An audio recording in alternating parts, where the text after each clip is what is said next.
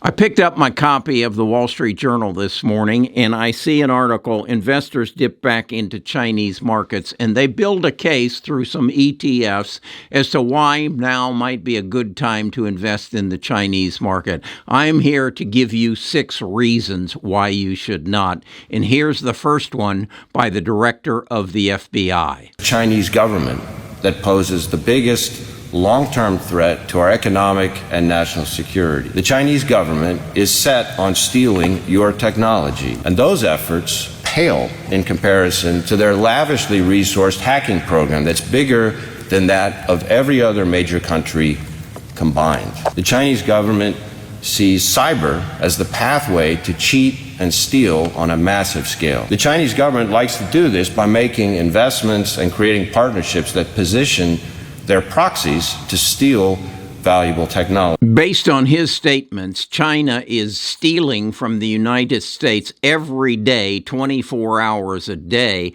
And the best examples of what he'd said at the end of that interview is Tesla and Apple. They're the big patsies. In this video, I'm going to give you 5 other reasons why I don't think you should be investing in China and why I think you should never probably invest in China again. But this is not financial advice. This is financial education. I'm Kerry Grinkmeyer. I'm a retired CFP, CHFC, CLU. I ran one of the largest financial planning practices in the Ameriprise system of 10,000 franchisees.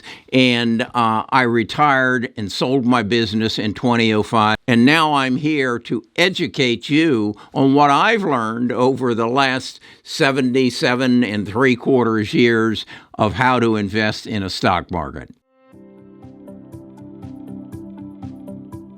Best of Us Investors presents Kerry Grinkmeyer.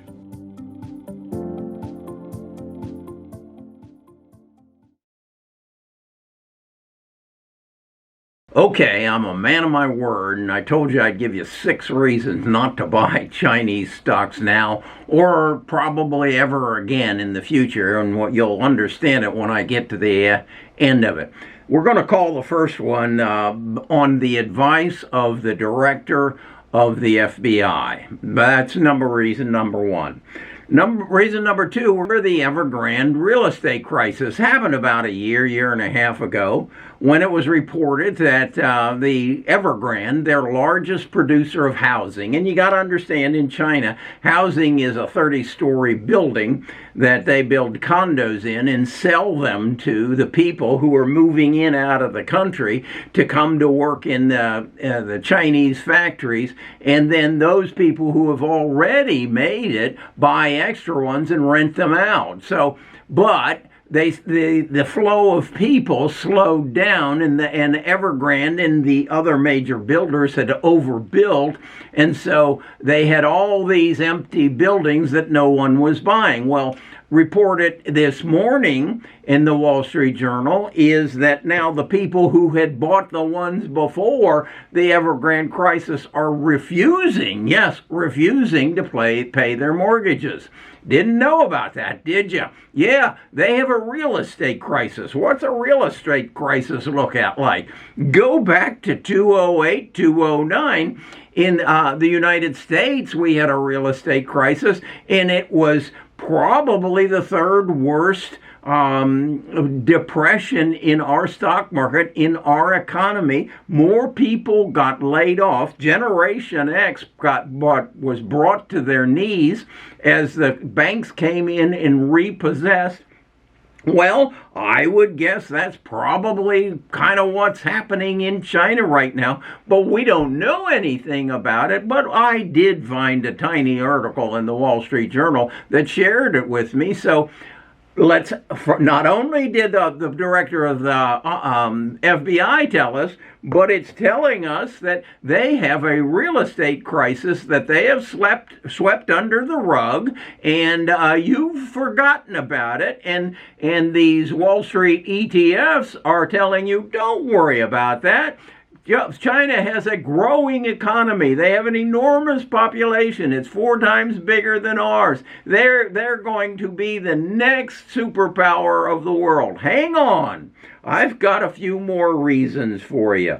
Remember about a year ago I talked to you about the Chinese government was telling the companies, particularly the tech companies, that they didn't want their information coming into the United States, so they were not allowed to list their companies and their books and their records and everything. They were not allowed to invest in the New York Stock Exchange or the NASDAQ Stock Exchange. You remember they're called ADRs, and what it is the company, let's call it NEO, is restricted and told they cannot list on the New York Stock Exchange, so they set up a shell company in the Grand Caymans that is just nothing more than a mailbox and a office front, and they call that NEO. And they then come and make application through that shell company to the New York Stock Exchange, and we're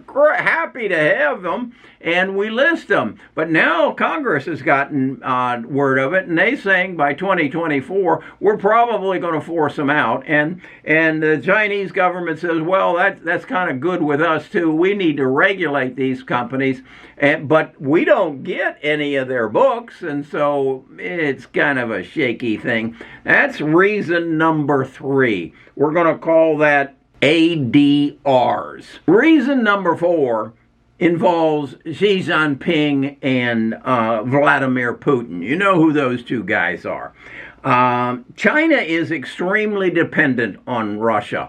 Why? As big as China is, they do not have any gas and oil, natural gas and oil. So China has to buy all of their gas and oil from Russia and Saudi Arabia.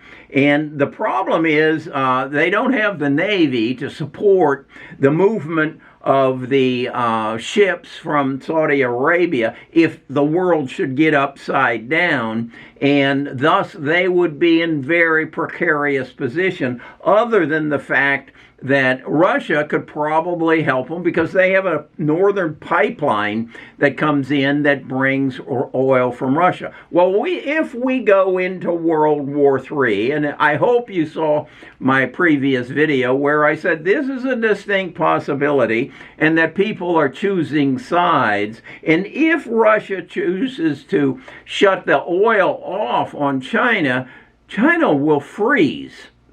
I mean, they will freeze. They got some coal, but we've already seen that when they get in precarious positions, they shut down. Heck, they shut Apple down for a while, and they have blackouts. So if that's a potential problem for not only Baidu and Tencent and Alibaba, but the entire continent of China, why would you want to invest in them? Why would you want to take on that risk, particularly when they also don't really share the information on how things are going? I mean, we had to dig to find out that their citizens aren't paying for their real estate, and then we got this ADR situation. And then you add to that the precarious situation they're walking into with their dependence on Russia. That's kind of spooky. Then let's take it. We'll call that the Vladimir reason why you shouldn't buy stocks. So we've covered 1, 2, 3, 4. Let's look at number 5. Number 5 is all about demographics. I've talked to you about demographics before, and that's the fact that for an economy to function properly, you have to have a population that looks like a triangle or a pyramid. You got to have a lot of young people, babies, and then you have to have young people who work and do the work and pay the taxes and buy the stuff that propel your economy. And then you have to have a older working economy who also pay taxes and save money and buy houses. And then you have the older population that turns into a burden. Well, look at China's demographics. Look how they have changed from 1990 to 2021. And you can see they have an upside down pyramid. Almost, it looks more like a mushroom. What does that mean? It means that you don't, if the United States should ever choose not to buy all their stuff, they don't have any buyers. But wait, they don't have any workers either, and they don't have any taxpayers. Well, maybe through automation they can replace their workers with robots and 3D printing. That's their salvation. But wait, they potentially don't have any oil or gas to run the machinery and to heat the property. But no, that's not no problem, because the Chinese aren't paying their mortgages on their property anyway. So you don't need to heat those houses and those condos. Don't worry about it. It'll all be okay. Not according to the director of the FBI. They'll still be able to hack all of our intellectual property and invite Elon and Tim over to build more factories to steal our technology. Don't worry about it. Well, let me give you the reason number 6, and I think it's probably the game changer, and that's deglobalization. You need to understand that when the internet came in, when the Berlin Wall fell down or was knocked down, the world came into a very peaceful place that said, let's all just get along. That's Rodney King's statement. Can't we all get along? I think that's exactly how he quoted it. Well, the problem is, as we globalized, we found there were some very unintended consequences, such as we can't get the things that we need. Broken supply chain. They ship us pandemics in grand order, and that brings our economies down. Well, maybe we shouldn't be buying all this stuff over there. Maybe we should become more independent. That's called deglobalization. And there is nobody who explains it better than Peter Zion. And I've talked to you, if you've been here before, you need to get this book. I'll put a link again in the description that if you are not subscribed to Audible, that's where you listen to your books through your earbuds and through your phone. He explains deglobalization in his book. The End of the World is just the beginning, mapping the collapse of globalization. You must read this book. But first of all, let me share with you what Peter says specifically, not about the whole globe, about China. Watch this. As you industrialize your healthcare system and things like antibiotics and sutures become more common, the mortality rate drops. So a great example is China. They started industrializing in about 1980, but from 1980 to 2020, roughly 3/4 of their population expansion wasn't from new births. It was simply from people living longer. So for the first 50 years, give or take, of your expansion in that way, your population gets bigger, but the number of children you have stays the same or actually shrinks. And after 50 years, you have now aged long enough that you no longer have people to have children. And that is the situation we find increasingly true in any number of countries. Germany and Italy and Belgium and Korea are there now. So is China. The Chinese population bomb was going to happen regardless. But doing the one-child policy and mass selective sex abortions for females throughout the entire period that the urbanization was going on made it terminal in the 2000s rather than the 2020s, as it probably would have been otherwise. So we're looking at the collapse of the Chinese demographic picture this decade, not next decade or the 2040s, this decade. Because if you run out of people in their 20s and 30s, you've lost your consumption base. And your only way to keep the system running is to export. So this is the Japanese, the Korean, and the German model.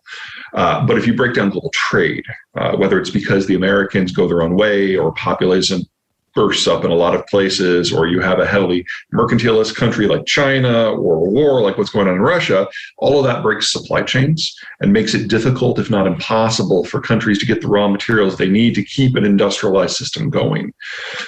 One of the great achievements of globalization is about bringing the inputs, food, energy, raw materials, to every country of the world who wants to play, which is every country of the world, pretty much. But if you break down the supply systems, the technologies of industrialization are not sustainable without those inputs. So we're going to see large portions of this world, China is the country I'm most concerned about, deindustrializing as they simply can no longer maintain the inputs that make modern life possible. And keep in mind that two of the aspects of modern life are electricity and food. China is far and away at the top of the list.